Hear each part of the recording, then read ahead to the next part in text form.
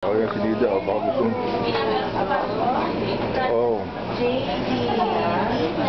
JD. Ay, touch ka niyo. Ay, pretty naman ate JD.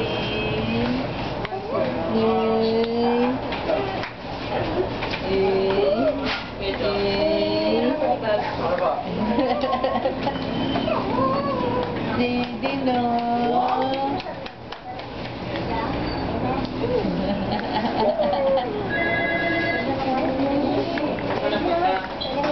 Pwede mabok niya na. Ang lago. Oh. Ang lago sa ilalim. Yan naman natin si Simon. Thank you. Simon ba? Tingnan natin ang buhok. Sa likod daw. Sa likod, sa likod. Kunan nyo sila pareho sa likod. Ayun o, mahaba o.